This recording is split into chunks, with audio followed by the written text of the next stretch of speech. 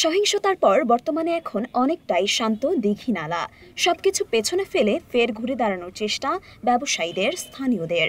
250-টিরও বেশি design option নিয়ে Walton smart fridge, বোঝে আপনার প্রয়োজন। পুড়ে যাওয়া দোকানপাটের ছাই থেকে যা খুঁজে পাওয়া যায় সেটাই জোড়াতালি দিয়ে দাঁড় করাতে ব্যস্ত সময় কাটছে তাদের।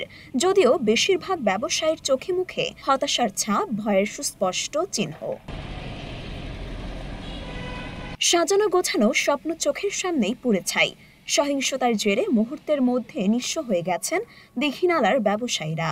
লারমা স্কয়ার আর বাস টার্মিনাল ঘুরে দেখলেই চোখে পড়ে মাত্রই ঘটে যাওয়া সহিংস ঘটনার বীভৎস রূপ। দোকানের ভেতর থাকা মালামাল পুড়ে কয়লা হয়ে গেছে, পোড়া খুঁটিগুলো দাঁড়িয়ে আছে কঙ্কাল হয়ে, চারিদিকে যেন বিষাদের গন্ধ। সরেজমিনে দেখা যায় পুড়ে যাওয়া দোকান ঠিক করছেন কয়েকজন ব্যবসায়ী। আগুনে পুড়ে বড় ধরনের ক্ষতি হয়েছে পুষ্পবিতান ও সাজঘর, আম্বিয়া ট্রেডার্স, কুসুম কুকারিজ, বিসমিল্লাহ বীজ ভান্ডার, ত্রিরত্ন মাইক সার্ভিস এবং প্রিয়দর্শী ট্রেডার্সের। কথা হলো তাদের সাথে, জানালেন ঋণ নিয়ে করেছিলেন দোকান, এখন কিভাবে শোধ করবেন সে দেনা, সেটা নিয়ে ঘুম হারাম। হোটেল এন্ড রেস্টুরেন্ট, এখন তো আমরা সর্বহারা হয়েছি, এখন কিভাবে দোকান করবো মানে ভেবে ঘুম পাচ্ছে না। এখন বাড়িতেও আমাদের চাল কুচানো নাই, এখন খাওয়ার জন্য কিছু নাই, এখন কি করব আমরা এখন ভেবে পাচ্ছি না। এখন পাশাও হারিয়ে গেছে আমাদের, এখন কি করবো।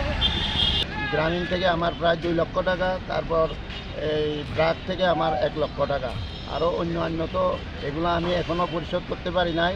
এখন আমরা কিভাবে পরিশোধ করব, কিভাবে এটা দোকানপাট উঠে আবার কিভাবে বসবাস করব। এই মুহূর্তে তো আসলে ঘুরে দাঁড়ানোর মতো অবস্থা নাই আমাদের, কারণ দোকানটা গত বছরও পড়া গেছিল, এই যে 1 বছর হইলো মাত্র ধার দেনা করে প্রায় 8-9 লাখ টাকা এখনো ঋণে আসছি। শুরু করছিলাম 1 বছরের মাথায়, এই যে আবার গেল, কারণ এটাই সব সম্বল আর কি, এখান থেকেই সব কিছু করি আমরা। মানে এখন এটাও চলে গেছে, এখন তো আর ঘুরে দাঁড়ানোর মতো অবস্থা নাই আমাদের। এটা থেকে আমাদের এই ইনকাম থেকে বাচ্চা কাচ্চার পড়াশোনা, সংসার চালানো, সবকিছু করতে হয়। এটাই এখন তো মানে পুরোটাই নিঃস্ব হয়ে গেছি, এখন তো আর ঘুরে দাঁড়ানোর মতো অবস্থা নাই। সহিংসতার ঘটনায় অজ্ঞাতদের আসামি করে পুলিশ বাদী হয়ে মামলা করেছেন বলে জানান দীঘিনালা থানা পুলিশের ভারপ্রাপ্ত কর্মকর্তা মোহাম্মদ জাকারিয়া। সেই ঘটনায় পুলিশ বাদী হয়ে একটি মামলা রেকর্ড হয়েছে। মামলাটি তদন্তাধীন আছে এবং এলাকার পরিস্থিতি স্বাভাবিক আছে। পুলিশ ঘটনাস্থলে আছে, পুলিশ সেনাবাহিনী এলাকাতে আছে এবং এলাকার জনসাধারণ সচেতনভাবে দোকানদারি করতেছে, পাহাড়ি বাঙালি সবাই আগের মতো আছে। আস্তে আস্তে পরিস্থিতি স্বাভাবিক হয়ে যাবে। সহিংসতার ঘটনায় ক্ষয়ক্ষতির তালিকা প্রস্তুত করা হচ্ছে বলে জানান জেলা প্রশাসক। নিহতদের প্রত্যেকের পরিবারকে 25,000 টাকা করে দেওয়া হয়েছে বলে জানান তিনি। যাতে করে সহাবস্থা নিশ্চিত হয় এবং সহিংসতা পরিহার হয়।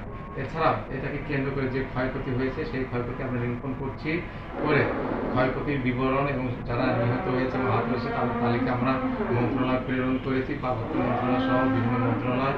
ইতিমধ্যে আপনার যারা নিহত হয়েছে তাদের জেলা প্রশাসনের পক্ষ থেকে 25,000 টাকা প্রদান করা হয়েছে। এছাড়াও দীঘিনালায় যে ক্ষয়ক্ষতি হয়েছে সেখান থেকে আমরা জেলা প্রশাসনের পক্ষ থেকে প্রায় 7 লক্ষ টাকা আমরা চেক বিতরণ করেছি। এছাড়াও আমরা সরকারিভাবে পার্বত্য মন্ত্রণালয় থেকে প্রায় 20 মেট্রিক টন চাল এবং 2,20,000 টাকাও বরাদ্দ পেয়েছি। খুব শীঘ্রই আমরা এগুলো বিতরণ করব। সহিংস ঘটনার পর থেকেই থমথমে পাহাড়, পড়ে যাওয়ার স্বপ্ন ফের জোড়া লাগিয়ে ফের ঘুরে দাঁড়াতে চায় দীঘিনালার মানুষ। মরিয়ম মিম, ঢাকা পোস্ট।